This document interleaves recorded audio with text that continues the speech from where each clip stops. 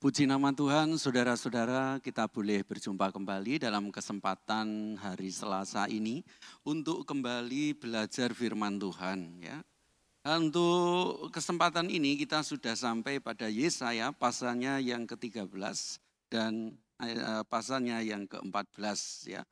Namun sebelum itu marilah kita berdoa terlebih dahulu. Tuhan Yesus Kristus, pada kesempatan hari ini Tuhan kami perkenankanlah untuk mengucap syukur kepadamu karena kami boleh ada. Tentu ini adalah karena kemurahan Tuhan, belas kasih Tuhan atas kehidupan kami.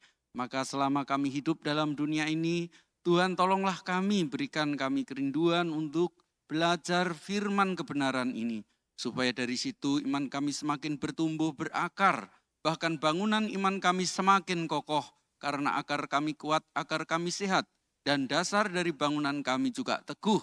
Terima kasih Tuhan. Sebentar lagi kami ingin belajar kitab Yesaya ini. Kami menyadari akan keterbatasan kami. Kiranya Tuhan melalui roh-Mu Engkau menolong kami supaya kami dapat memahaminya dan mengertinya. Terima kasih, dalam nama Tuhan Yesus kami berdoa. Amin. Bapak Ibu saudara-saudaraku, kitab Yesaya ini sekali lagi bukanlah kitab ya gampang ya, karena kitab nubuat dengan model puisi yang di dalamnya banyak simbol-simbol dan juga ya bahasa-bahasa puisi. Kita tahu seperti itu, membaca tidak dapat langsung mengerti, jadi membutuhkan suatu penafsiran dan menafsirkannya itu pun juga tidak gampang. Namun kita belajar berdaya upaya untuk memahami pesan apa sebenarnya yang terkandung di dalam kitab Yesaya ini, lebih-lebih dalam konteks kehidupan sekarang ini. Tentu ini karena firman Tuhan yang dari dahulu, sekarang, dan selamanya tetaplah sama dan tidak berubah, maka bagaimanapun walaupun firman Tuhan ini ditulis ribuan tahun yang lampau, karena keberadaannya yang tidak pernah berubah, maka tetap kontekstual, relevan, di zaman kita hidup di era ini. Mari kita akan bersama membaca Alkitab kita di dalam kitab Yesaya pasal ke-13. Di sana saudara-saudara diberikan tema besar pasal 13 sampai 23 itu adalah hukuman terhadap bangsa-bangsa. Lalu ada sub-sub perikop, sub-sub judul. Yang pertama adalah ucapan ilahi terhadap Babel. Akan saya bacakan. Ucapan ilahi terhadap Babel yang dinyatakan kepada Yesaya bin Amos. Naikkanlah panji-panji di atas gunung yang gundul. Berserulah terhadap mereka dengan suara nyaring. Lambaikanlah tangan supaya mereka masuk ke pintu-pintu gerbang para bangsawan. Aku ini telah memerintahkan orang-orang yang kukuduskan, telah memanggil orang-orang perkasaku untuk melaksanakan hukuman murkaku, orang-orangku yang beria-ria dan berbangga. Ada suara keramaian di atas gunung-gunung seperti suara kumpulan orang yang besar jumlahnya. Suara kegaduhan dari kerajaan-kerajaan, dari bangsa-bangsa yang berkumpul. Tuhan semesta alam sedang memeriksa pasukan perang. Mereka datang dari negeri yang jauh, ya dari ujung langit, yaitu Tuhan serta yang melaksanakan amarahnya untuk merusakkan seluruh bumi. Ayat 6, merataplah sebab hari Tuhan sudah dekat. Datangnya sebagai pemusnahan dari yang maha kuasa. Sebab itu semua tangan akan menjadi lemah lesu. Setiap hati manusia akan menjadi tawar dan mereka akan terkejut. Sakit mulas dan sakit beranak akan menyerang mereka. Mereka akan menggeliat kesakitan seperti perempuan yang melahirkan. Mereka akan berpandang-pandangan dengan tercengang-cengang. Muka mereka seperti orang yang demam. Sungguh hari Tuhan datang dengan kebengisan, dengan gemas dan dengan murka yang menyala-nyala. Untuk membuat bumi menjadi sunyi sepi dan untuk memunahkan daripadanya orang-orang yang berdosa. Sebab bintang-bintang dan gugusan-gugusannya di langit tidak akan memancarkan cahayanya. Matahari akan menjadi gelap pada waktu terbit dan bulan tidak akan memancarkan sinarnya. Kepada dunia akan kubalaskan kejahatannya dan kepada orang-orang fasik kesalahan mereka. Kesombongan orang-orang pemberani akan kuhentikan dan kecongkaan orang-orang yang gagah akan kupatahkan. Aku akan membuat orang lebih jarang daripada emas tua, dan manusia lebih jarang daripada emas Ofir. Sebab itu aku akan membuat langit gemetar, dan bumi pun akan bergoncang dari tempatnya. Bahwa pada waktu amarah Tuhan semesta alam dan pada hari murkanya yang menyala-nyala, seperti kijang yang dikejar-kejar dan seperti domba yang tidak digembalakan. Demikianlah mereka akan berpaling masing-masing kepada bangsanya dan melarikan diri masing-masing ke negerinya. Setiap orang yang didapati akan ditikam dan setiap orang yang tertangkap akan rebah mati oleh pedang. Bayi-bayi mereka akan diremukkan di depan mata mereka. Rumah-rumah mereka akan dirampoki dan istri-istri mereka akan ditiduri. Lihat, aku menggerakkan orang Madai melawan mereka. Orang-orang yang tidak menghiraukan perak dan tidak suka kepada emas. Panah-panah mereka akan menembus orang-orang muda. Mereka tidak akan sayang kepada buah kandungan dan mereka tidak menaruh kasihan kepada anak-anak. Dan Babel yang permai di antara kerajaan-kerajaan. Perhiasan orang Kasdim yang megah akan sama seperti Sodom dan Gomora pada waktu Allah menunggang balikkannya. Tidak ada penduduk yang seterusnya dan tidak ada penghuni turun-temurun. Orang Arab tidak akan berkemah di sana dan gembala-gembala tidak akan membiarkan hewannya berbaring di sana. Tetapi yang akan berbaring di sana ialah binatang gurun dan rumah-rumah mereka akan penuh dengan burung hantu. Burung-burung unta akan diam di sana dan jin-jin akan melompat-lompat. Anjing-anjing hutan akan menyalak di dalam puri-purinya. Dan serigala-serigala di dalam istana kesenangan. Waktunya akan datang segera dan usianya tidak akan diperpanjang. Amin. Bapak Ibu Saudara-saudara, kemarin kita sudah mendengarkan ulasan yang cukup begitu jelas, tetapi bagaimanapun juga harus tetap diingat dan kembali dipelajari. Sebab kalau tidak demikian akan lupa. Bagaimana bangsa Israel menyanyikan mazmur bagi Tuhan atas kemenangan, keselamatan yang mereka terima dari Tuhan. Tuhan kembali memulihkan mereka. Tuhan kembali membuatkan jalan pembebasan buat mereka sehingga mereka menaikkan syukur atas kemurahan belas kasih Tuhan buat mereka. Allah penghiburan umatnya. Allah keselamatan umatnya. Sehingga mereka tidak takut lagi kepada Tuhan dalam arti mereka sungguh-sungguh mengalami kedekatan dengan Tuhan. Ya, menerima keselamatan itu sebagai sebagai kepuasan jiwanya sehingga ia tidak perlu di luar Tuhan bagi kehidupannya. Sehingga di sana dikatakan berserulah dan bersorak-soraklah hai penduduk Sion, sebab yang Maha Kudus Allah Israel agung di tengah-tengahmu. Saudara-saudara, betapa bersyukurnya ketika Raja Damai, terima kasih, Raja Damai boleh hadir memberikan damai sukacita buat mereka. Lalu sekarang saudara-saudara, ketika bangsa Israel sudah mendapatkan kelepasan dan pembebasan dan bagaimana kita lihat suasana ketika orang hidup di dalam pemerintahan Raja Damai, tentu kedamaian ini boleh dapat dirasakan dalam setiap jiwa manusia yang percaya kepada Tuhan. Dan itu saudara kalau dikaitkan lagi, ya, karena ada nuansa eskatologisnya seperti kemarin sudah dijelaskan oleh Bapak Lindra juga bahwa kedamaian itu sungguh-sungguh digambarkan dengan cukup begitu indah. Binatang buas bisa berdampingan dengan anak-anak, ya, bayi yang menyusu. Bangsa-bangsa hidup dalam kedamaian. Kedamaian yang sangat begitu luar biasa. Tentu kedamaian seperti itu, saudara-saudara, yang digambarkan di dalam pasal kemarin itu, ya, di dalam dunia ini masih belum sepenuhnya dapat dirasakan.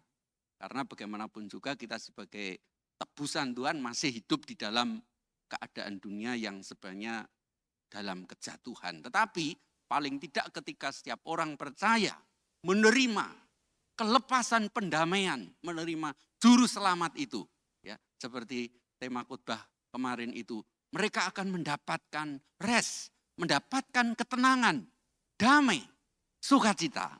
Puji Tuhan, luar biasa.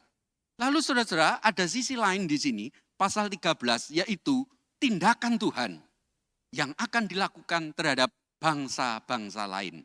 Dalam bacaan kita pada kesempatan hari ini ada 3 bangsa, yaitu Babel, Asyur, dan Filistia. Ya, lalu di selanjutnya nanti dalam pertemuan-pertemuan, saudara-saudara di sana ada Moab, ada ada Moab, ada Damse, Efraim, Ethiopia, Asyur, dan macam-macam. Saudara-saudara, nanti akan tentu kalau kita akan mengikuti akan lebih lebih pemahaman kita akan semakin baik. Puji Tuhan. Sekarang kita masuk dalam pembahasan kita, ucapan ilahi terhadap Babel, ya, disampaikan oleh Yesaya bin Amos. Naikkanlah panji-panji di atas gunung yang gundul, berserulah terhadap mereka dengan suara nyaring. Lambaikanlah tangan supaya mereka masuk ke pintu-pintu gerbang para bangsawan. Aku ini telah memerintahkan orang yang kukuduskan, telah memanggil orang-orang perkasaku untuk melaksanakan hukuman murkaku, orang-orangku yang beria-ria dan bangga. Saudara-saudara, di sini panji-panji dinaikkan di atas gunung yang gundul. Lalu dengan suara nyaring berseru serta melambaikan tangan. Saudara, ini adalah suatu ajakan. Di tanah gundul ini, supaya ajakan ini, panji-panji itu dapat dilihat dengan jelas. Sehingga saudara-saudara, alat Tuhan yang akan dipakai Tuhan untuk melaksanakan rencana Tuhan, misi Tuhan terhadap Babel ini dapat dengan mudah didengar, dapat mudah dilihat, dapat dengan mudah ditanggapi dan dilaksanakan. Ayat 3, aku telah merintahkan orang-orang yang kukuduskan, telah memanggil orang-orang perkasaku untuk melaksanakan hukuman murkaku, orang-orangku yang beria-ria dan bangga.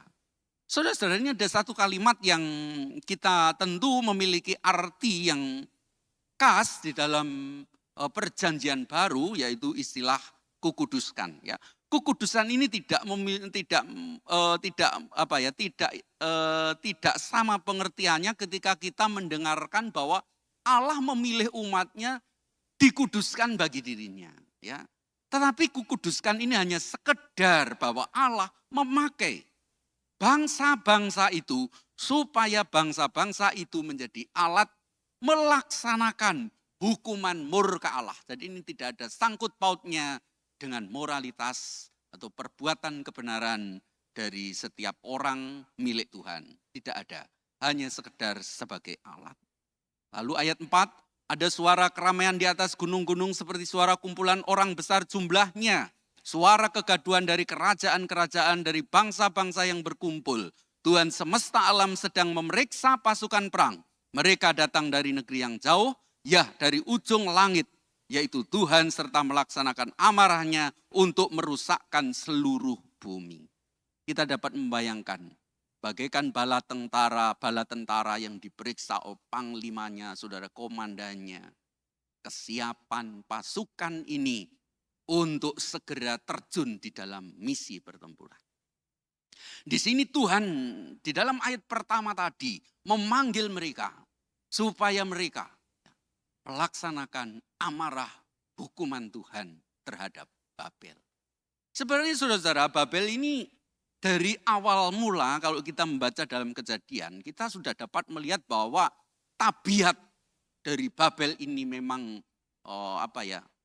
angkuh, sombong, ingin naik ke langit, ingin menyamai Tuhan. Inilah saudara-saudara satu dosa yang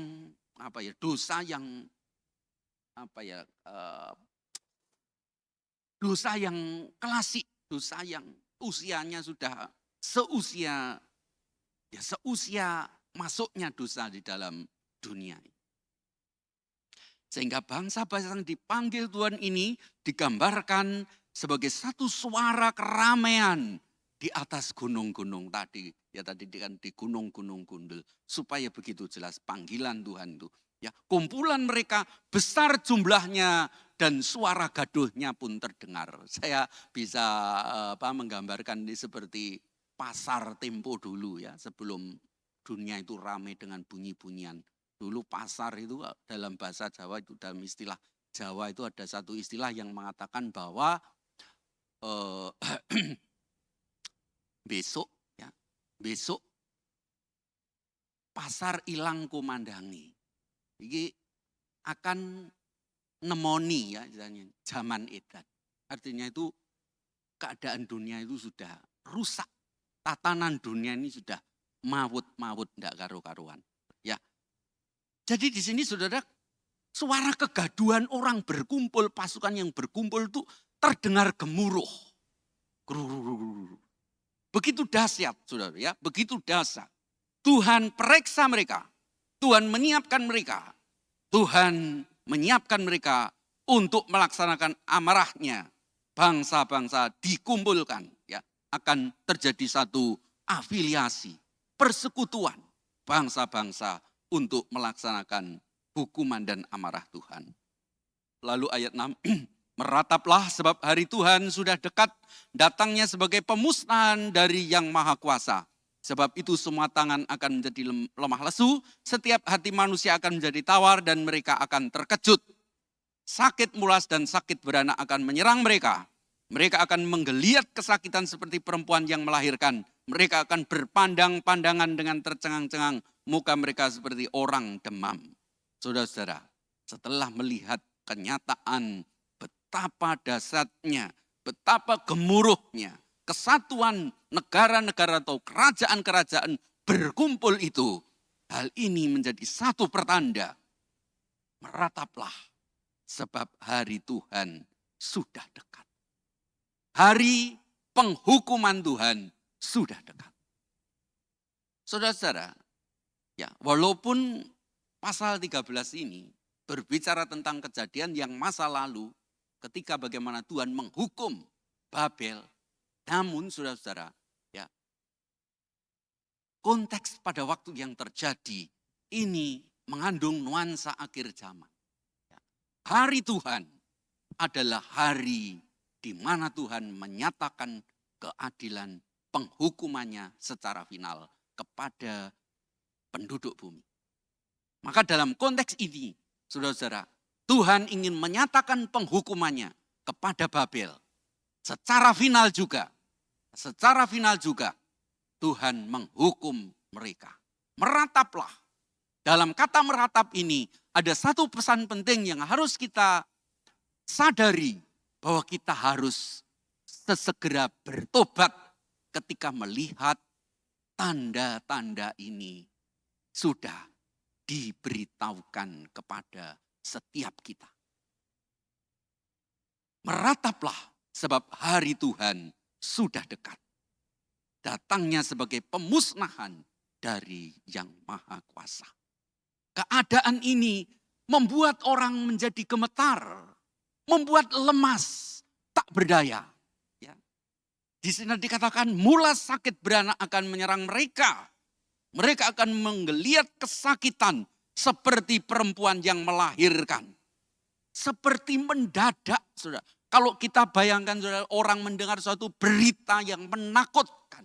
Berita penyakit yang mematikan seperti corona beberapa waktu lalu. Atau katakanlah ada suatu berita akan terjadi tsunami besar di Surabaya ini.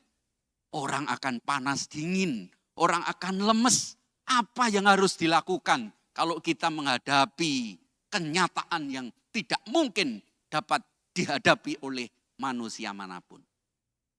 Mendadak apa? Maka orang akan lemes. Sakit perut di sini dikatakan. Ya, sakit perut. Berpandang-pandangan, tercengang-cengang, muka mereka seperti orang demam. Ya, orang kalau sudah menerima kabar buruk dengan mendadak, langsung dek.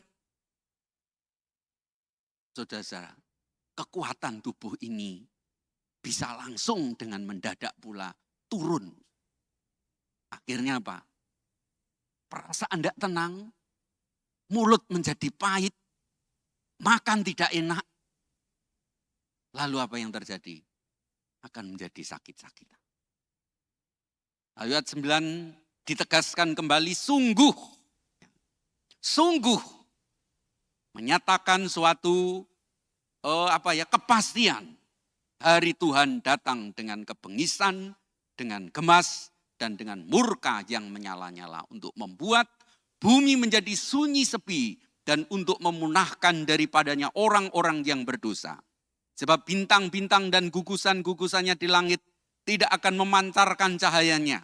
Matahari akan menjadi gelap pada waktu terbit dan bulan tidak akan memancarkan sinarnya.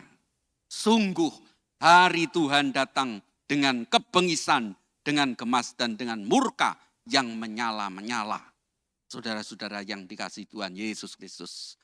Saudara-saudara, apa yang dikatakan Tuhan ini pasti terjadi. Tidak akan pernah gagal ketika Tuhan bergerak melaksanakan keputusannya. Tidak akan pernah ditunda. Sebab bintang-bintang dan gugusan-gugusannya di langit ayat 10 tidak akan memancarkan cahayanya. Matahari akan menjadi gelap pada waktu terbit dan bulan tidak akan memancarkan sinarnya. Saudara, ini sekali kalimat puisi yang tentu tidak gampang, tetapi kita bisa menggambarkannya di dalam alam pemikiran atau imajinasi kita. Yang jelas bahwa ketika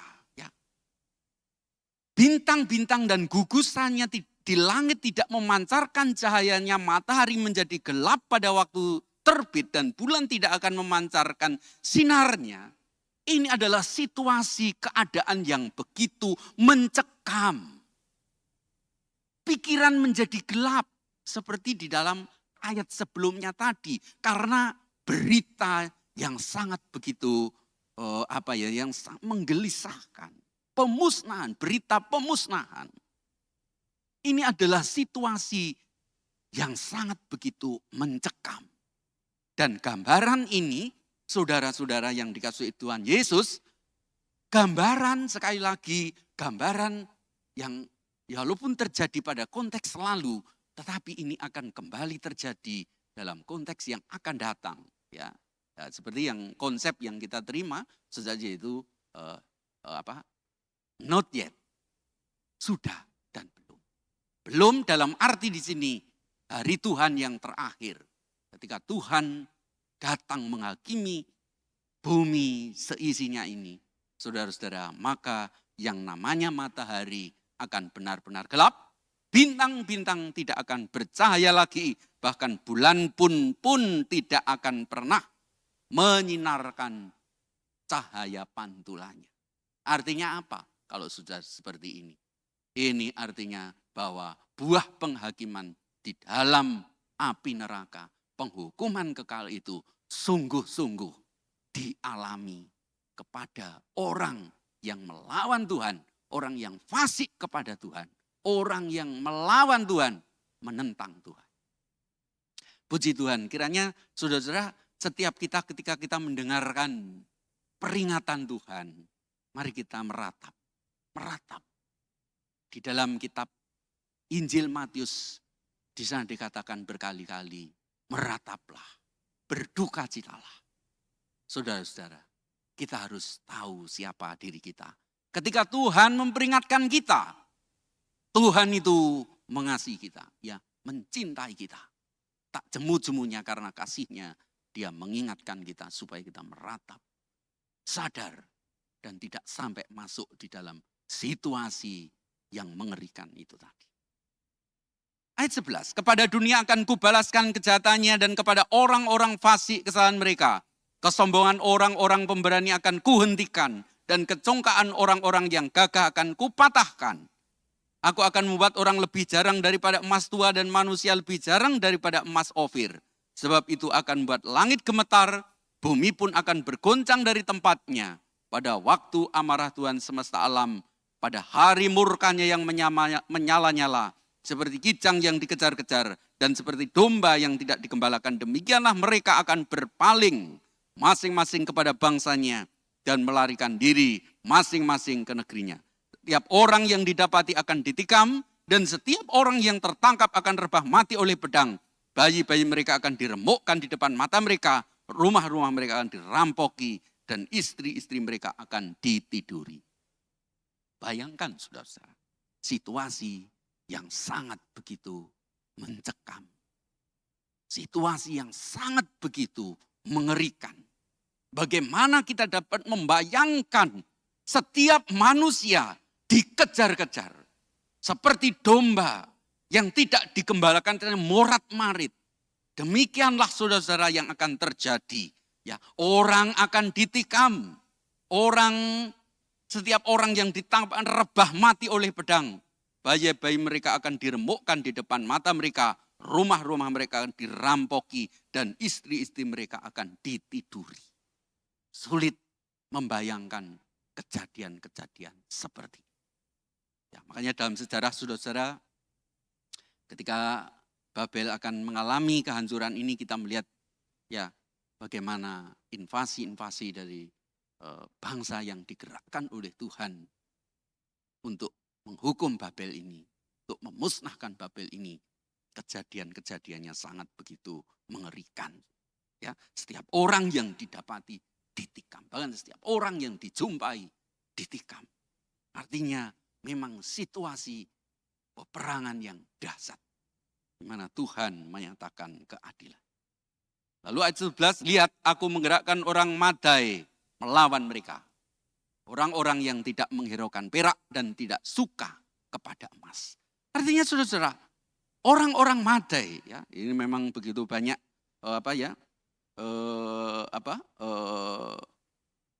pendapat-pendapat orang Madai.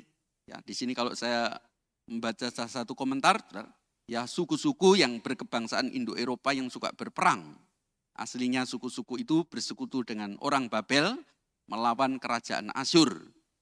Tetapi di masa pemerintahan Raja Kores, mereka menggabungkan diri dengan orang Persia dan menghancurkan kota Babel. Sehingga kota Babel pada waktu itu ya hancur, ya, hampir siap catatan mencatat tahun 539. Orang-orang Madai ini orang yang tidak suka atau tidak menghiraukan perak atau emas. Artinya apa? Kesukaannya suka perang. Mereka suka perang, jadi senang perang. Kalau kita melihat panah-panah mereka akan menembus orang-orang muda. Mereka tidak akan sayang kepada buah kandungan dan mereka tidak menaruh kasihan kepada anak-anak. Betapa kejamnya orang Madai ini di dalam melaksanakan amanat Tuhan atau perintah Tuhan, penghukuman yang Tuhan akan lancarkan kepada Babel, yang kita kenal sebagai penjajah, penawan dari umat Tuhan. Sangat begitu kejam dan sangat begitu sadis. Bayangkan saudara, bayi di dalam kandungan tidak disayangkan, artinya ya dibunuh sekalian dengan orang tuanya. Jadi kalau ketemu orang yang sedang mengandung, saudara-saudara langsung ditusuk dengan janinnya, ya sudah mati semua. Sudah, itu udah suatu perbuatan yang sangat begitu ngeri. Tetapi Tuhan laksanakan itu. Ya, semua itu di bawah pemahaman kita, saudara-saudara, kalau kita melihat detail-detail seperti ini ya, karena bagaimana juga hal seperti ini kita akan berpikir lalu ini orang tidak berdosa kok dibuat seperti ini, terus nanti yang tanggung jawab siapa, padahal bangsa Madai itu ini dipakai oleh Tuhan dengan orang-orang Persia untuk menghancurkan Babel ya. Hal ini memang menjadi satu masalah-masalah teologis tersendiri.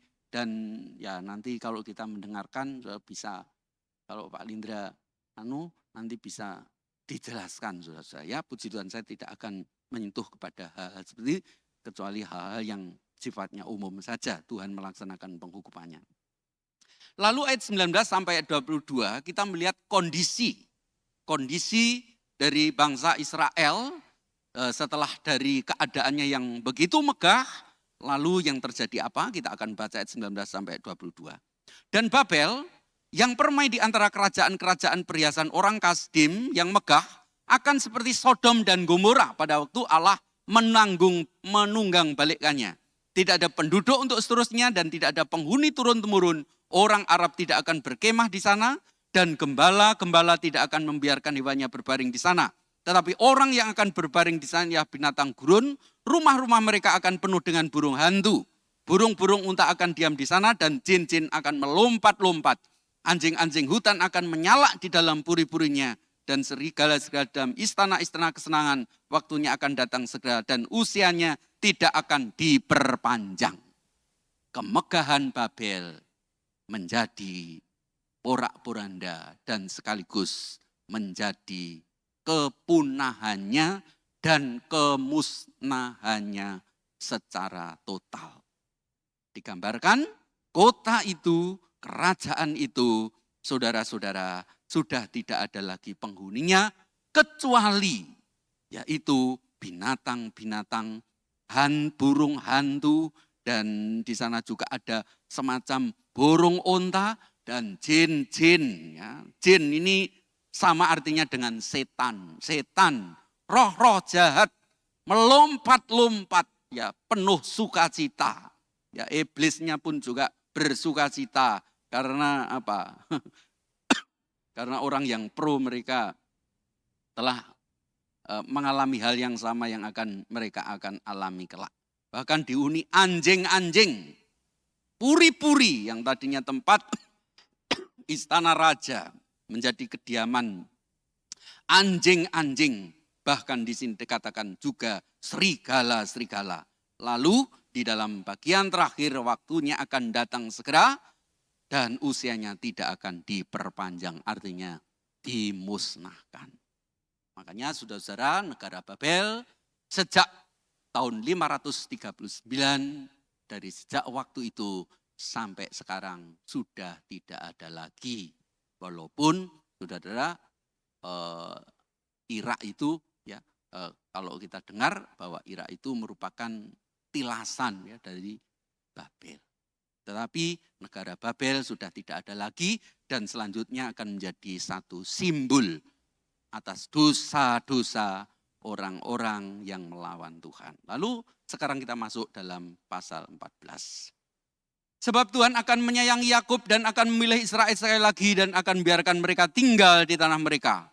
Maka orang asing akan menggabungkan diri kepada mereka dan akan berpadu dengan kaum keturunan Yakub. Bangsa-bangsa lain akan mengantar Israel pulang ke tempatnya. Lalu kaum Israel akan memiliki bangsa-bangsa itu di tanah Tuhan sebagai hamba-hamba lelaki dan hamba-hamba perempuan.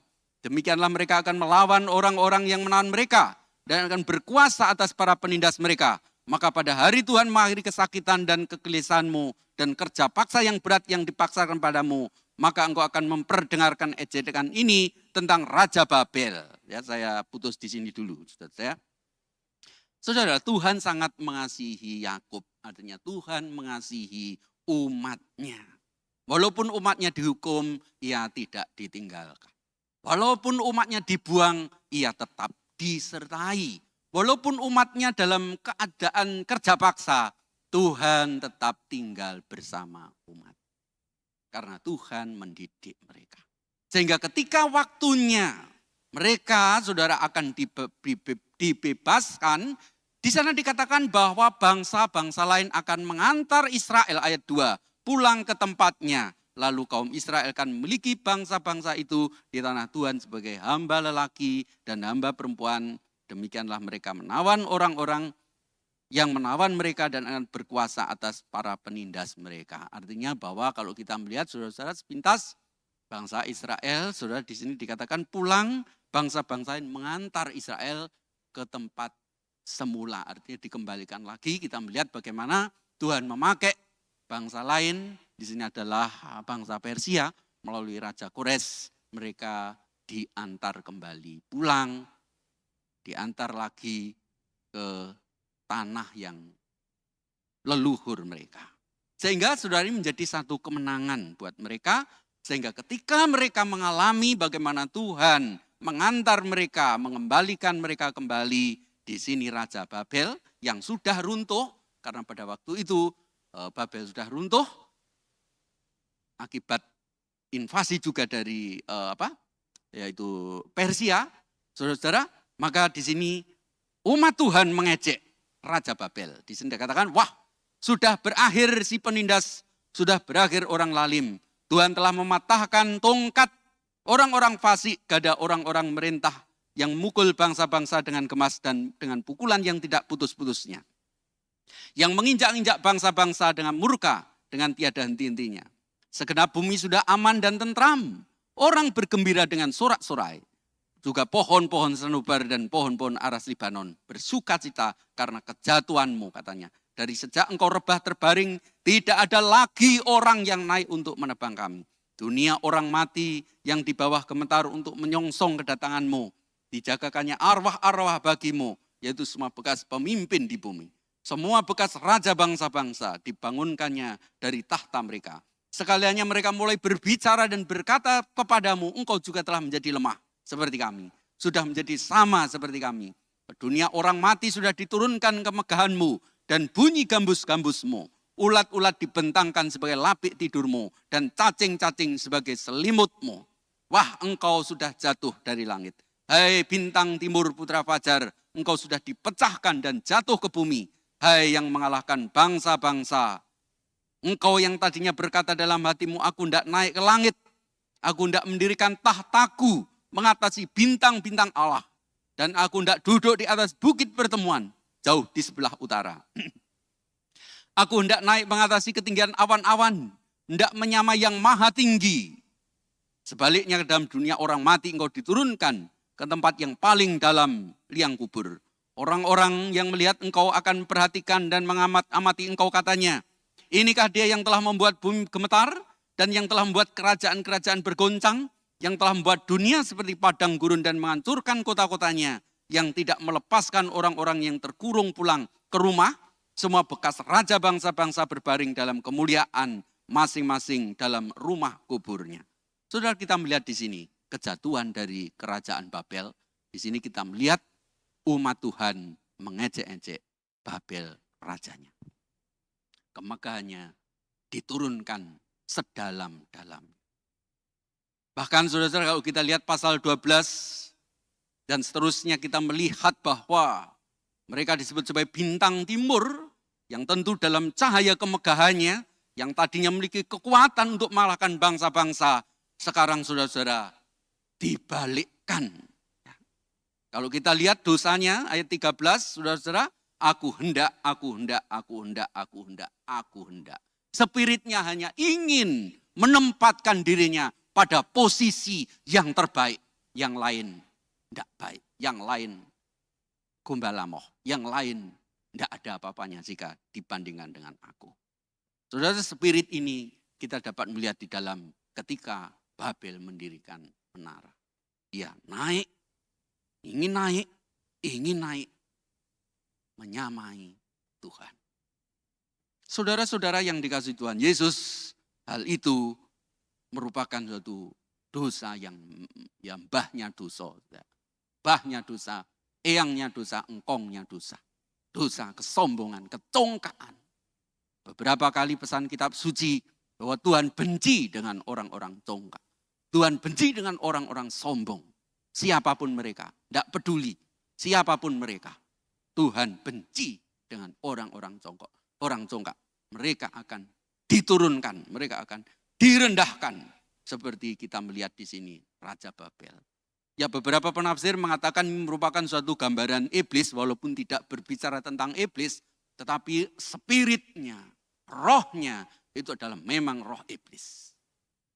Ya, kita lihat Petrus itu, saudara. Ya, dia bukan iblis, tetapi Tuhan menyebutnya iblis karena roh yang mendorongnya untuk berbuat, melarang Yesus untuk menuju kepada salib, itu adalah dari iblis, dan memang iblis.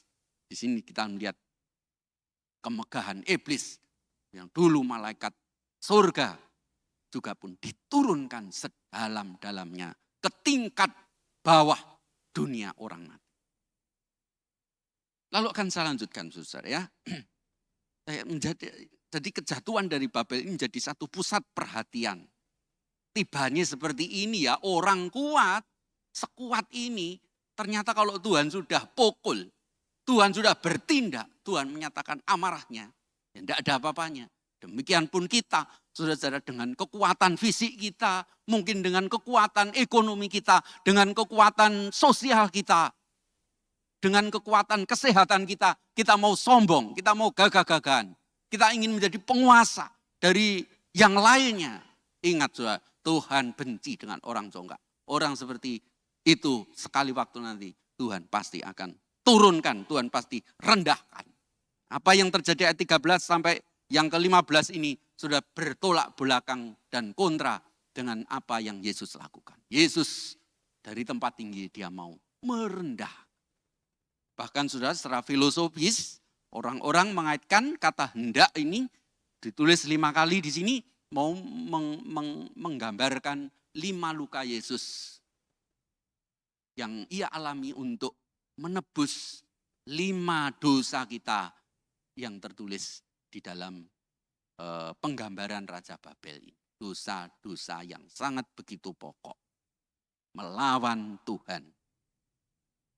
Lalu di dalam ayatnya yang ke-19, tetapi engkau dan ini telah terlempar jauh dari kuburmu seperti taruk yang jijik. Ya, taruk di sini dalam beberapa komentar, saudara mau menyinggung dari Nebukadnezar.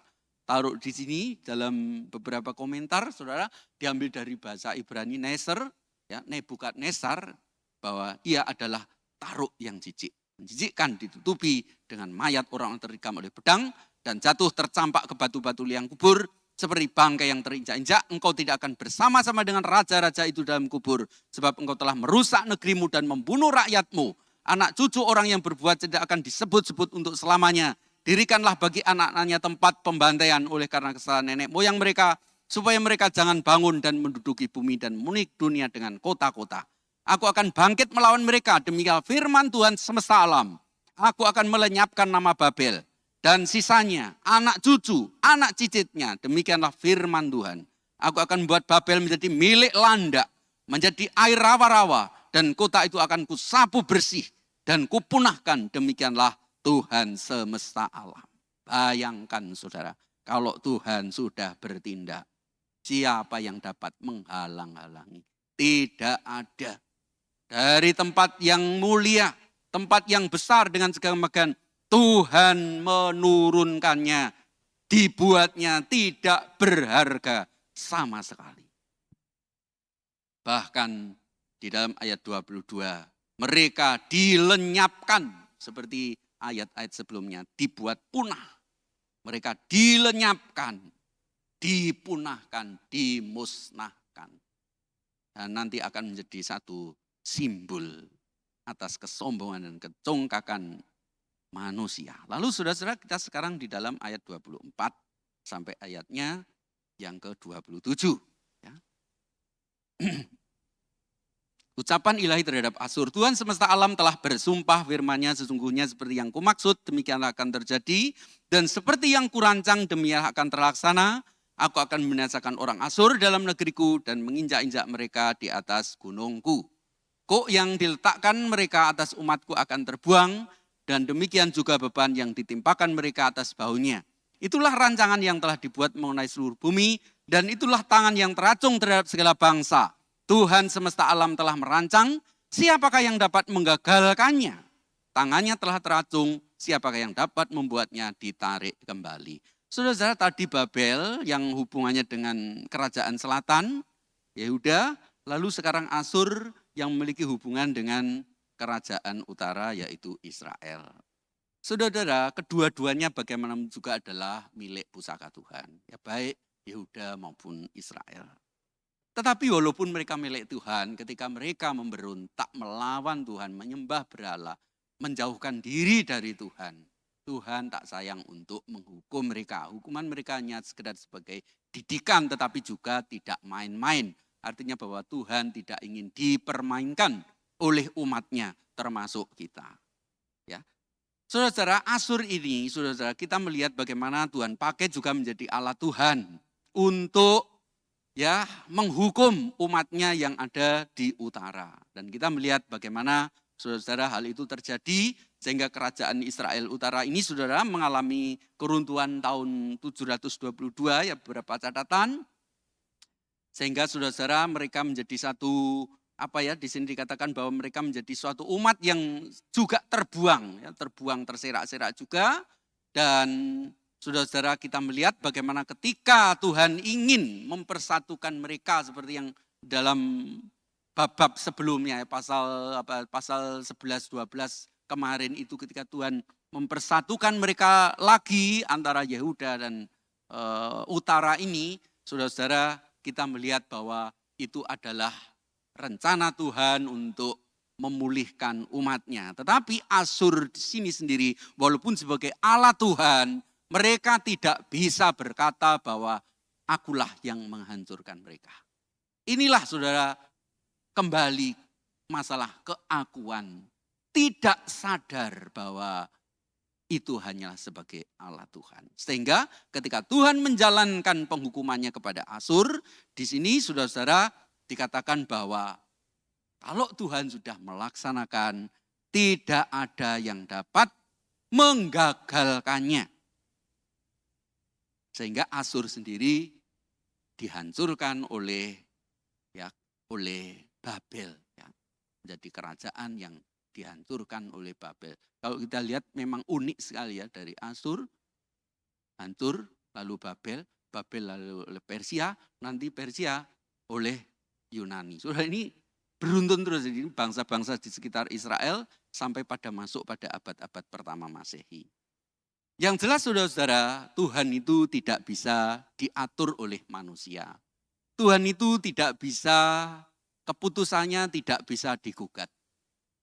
Tuhan itu kalau ketika ia menyatakan hukuman dan didikannya, tidak ada satupun yang dapat menggagalkannya. Pasti terjadi. Tuhan tidak ingin dipermainkan. Kiranya kita selalu tak henti-hentinya mohon ampun kepada Tuhan apabila hidup kita saudara masih menggambarkan kehidupan baik Israel maupun Yehuda maupun bangsa-bangsa lain. Lalu sekarang kita menginjak ke yaitu ayat 28. Ayat 28. Ucapan ilahi terhadap Filistia. Dalam tahun matinya Raja Ahaz, datanglah ucapan ilahi ini. Janganlah bersukaria hai segenap Filistia, karena walaupun gada orang yang memukul engkau sudah patah, tetapi dari keturunan ular itu akan keluar ular beludak, dan anaknya akan menjadi ular naga terbang. Yang paling hina dari umatku akan mendapat makanan, dan orang-orang miskin akan diam dengan tentram. Tetapi keturunanmu akan kumatikan dengan kelaparan, dan sisa-sisamu akan kubunuh. Merataplah hai pintu gerbang, berteriaklah hai kota, gemetarlah hai segenap Filistia. Sebab di sebelah utara sudah mengepul asap perang, dan barisan musuh maju tanpa ada yang mundur. Dan apakah jawab yang akan diberi kepada utusan-utusan bangsa itu? Tuhan yang meletakkan dasar Sion, dan di sana orang-orang sengsara dari umatnya mendapat perlindungan. Saudara-saudara, di dalam ayat 28 ini ada satu penunjuk waktu, yaitu pada zaman kerajaan Yehuda dipimpin oleh Ahaz. Ahaz sendiri adalah raja ke-11 dan nubuat ini disampaikan ketika Raja Ahaz ini saudara-saudara meninggal dunia atau sesudah meninggal dunia. Kita melihat Filistia ini saudara-saudara beberapa pendapat mengatakannya merupakan Filistin, yang kita tahu bahwa ini adalah suatu kelompok bangsa yang dari sejak zamannya Daud, saudara, kita melihat bagaimana peperangan antara Israel dengan bangsa ini. Dan kita melihat bagaimana kemenangan-kemenangan dari Israel pada waktu itu, saudara-saudara. Lalu di sini dikatakan janganlah bersukaria hai segenap Filistia, karena walaupun gak ada orang yang memukul engkau sudah patah, tetapi keturunan dari ular itu akan keluar ular beludak. Kalau kita melihat saudara dalam ayat 29 ini, ya ada semacam rasa sukacita dari bangsa Filistia ini, saudara ketika melihat Raja Ahaz meninggal dunia. Artinya bahwa kalau ia ingin kembali menguasai Israel atau menguasai Yehuda, pasti akan bisa.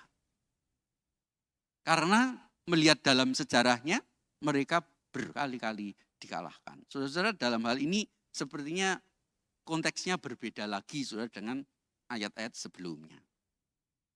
Lalu saudara-saudara yang dikasihi Tuhan Yesus, karena walaupun gak ada orang yang memukul engkau sudah patah, saudara, di sini Ahaz itu sendiri yang sudah mati, tetapi dari keturunan ular itu akan keluar ular beludak. Dan anaknya akan menjadi ular naga terbang. Nah, berarti anak dari ular beludak itu, gak ada yang patah itu, saudara-saudara, kalau itu Ahaz, maka yang menjadi ular naga terbang ini adalah Hizkia. Nah, pada zaman Hizkia ini kita melihat kembali ada semacam reformasi dalam tradisi orang Israel. Hukum Taurat kembali dihidupkan bagaimana supaya bangsa Israel atau bangsa Yehuda ini hidupnya benar-benar dijiwai dan disemangati oleh hukum Taurat. Yang paling hina dari umatku akan mendapat makanan dan orang-orang miskin akan diam dengan tentram. Tetapi keturunanmu akan kumatikan dan sisamu akan kubunuh. Artinya mereka pun tetap akan mengalami kekalahan dan tidak akan pernah menang dengan bangsa Israel. Merataplah hai pintu gerbang, berteriaklah hai kota, gemeterlah hai segenap Filistia. Sebab di sebelah utara sudah mengepul asap perang. Dan barisan musuh maju tanpa ada yang mundur. Berarti di sini saudara kalau melihat dalam Filistia sendiri itu sebenarnya akan dihukum oleh Tuhan. Kita melihat asap mengepul sebagai tanda peperangan akan segera berlangsung. Peperangan akan segera berlangsung.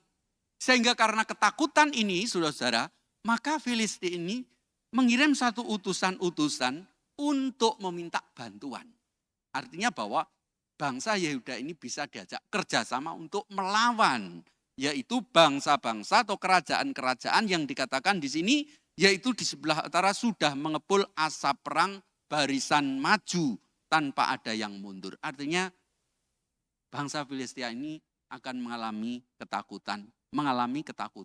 Lalu mereka mengirim satu utusan supaya ketika mereka bersuka cita, Ahaz meninggal dan mungkin ya menguasai kembali Yehuda, tidak jadi. Malah diajak kembali untuk bersekutu melawan bangsa-bangsa yang akan menyerang Filistia. Tetapi di sini utusan-utusan itu Yesaya ya mengatakan, memperingatkan kepada Yehuda bahwa tidak perlu ikut. Tuhan yang meletakkan dasar Sion dan di sana orang-orang yang sengsara dari umatnya mendapat perlindungan. Ini yang menjadi jawaban atas utusan-utusan bangsa. Bahwa bagi umat Tuhan, bagi Sion itu sendiri, Tuhan sudah menjadi cukup bagi mereka untuk bertahan, mengalami perlindungan dari musuh-musuh sekalipun. Ini merupakan suatu tawaran, saudara-saudara. Bagi orang-orang percaya, orang-orang Kristen setiap kita yang belum merasa cukup dengan Tuhan, mereka mudah tergelincir untuk mendapatkan tawaran-tawaran. Tuhan sendiri yang meletakkan dasar Sion, di sanalah orang yang sengsara dari umatnya mendapat perlindungan. Hal ini saudara kalau kita hubungkan dengan tema gereja kita, dasar yang sudah diletakkan begitu teguh. Tuhan Yesus Kristus adalah dasar yang diletakkan oleh Bapa kita yang di surga, diberikan untuk kita. Para rasul meneguhkannya, melalui ajaran-ajarannya. Bahwa kita harus cukup dengan satu dasar ini.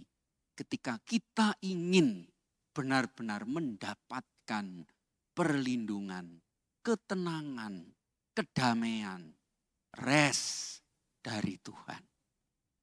Milikilah Tuhan, jangan terpancing ajakan-ajakan, iming-iming dari siapapun juga. Bagaimanapun juga, kitab Yesaya ini adalah kitab nubuat dan sekaligus walaupun disebut kitab puisi, tetapi di sini adalah kitab peringatan. Kita diperingatkan oleh Tuhan dengan berbagai macam perbuatan-perbuatan, langkah-langkah Tuhan terhadap bangsa-bangsa itu menjadi pelajaran buat kita. Jangan sombong, jangan merasa diri bisa apa-apa, yang lain tidak ada apa-apanya. Jangan merasa diri kita paling sok atau paling pandai, mengalahkan yang lain. Saudara-saudara, dosa ini walaupun kita tidak menyebut bahwa kita ingin menyamai Tuhan, tetapi dosa itu akarnya adalah akar yang ingin seperti Tuhan. Seperti yang dikatakan oleh iblis di dalam Eden. Marilah kita bersyukur kepada Tuhan pada pagi hari ini, pada kesempatan hari ini dengan firman Tuhan, kitab Yesaya yang kita dengarkan dan kita renungkan bersama. Dan mengundang kembali kepada saudara-saudaraku yang kemungkinan melihat pelajaran Alkitab pada siang ini atau kesempatan ini untuk kembali bisa datang nanti sore pada pukul 17.30 kita akan kembali merenungkan Taurat Tuhan. Kita kembali merenungkan firman Tuhan, pemaparan yang akan lebih jelas membantu pemahaman kita oleh Bapak Penatua Lindra Haryanto pada petang nanti. Tuhan berkati setiap kita, marilah kita berdoa serta menaikkan syukur. Bapa di dalam surga, dalam kesempatan hari ini Tuhan, kembali kami mohon, perkenankanlah Engkau melayakkan kami ya Tuhan. Karena kami menyadari bahwa kami adalah orang yang sama sekali tak layak. Walaupun Engkau layak untuk dipuji, layak disembah, layak untuk menerima ucapan syukur kami. Tetapi kami sadar bahwa kami adalah manusia yang penuh dengan segala dosa, keterbatasan, baik pikiran, perkataan, dan perbuatan kami. Kami mohon melalui Yesaya yang kami baca pada saat ini, lindungilah kami dari dosa-dosa keangkuhan, dosa-dosa kesombongan, dosa-dosa yang memandang dan menempatkan diri kami sebagai yang terpenting, yang paling pantas dan paling luar biasa dari antara yang lain. Tolonglah kami agar kami, Tuhan, serupa dengan Tuhan Yesus Kristus, dengan segala kemegahan yang Ia punya, tetapi Ia mau belajar untuk merendahkan diri, tidak dihargai, ditolak, bahkan matinya pun terhina. Namun semuanya itu Engkau lakukan bagi belas kasih-Mu atas kehidupan kami ya Tuhan. Terima kasih Tuhan Yesus untuk segala kebaikan dan kemurahan-Mu dalam hidup kami. Inilah doa kami dan kami menyerahkan untuk jam pembelajaran Alkitab kami ke depan dalam tangan-Mu dalam satu nama yaitu Tuhan Yesus Kristus. Kami berdoa serta mengucap syukur. Haleluya. Amin. Tuhan berkati setiap kita. Puji Tuhan.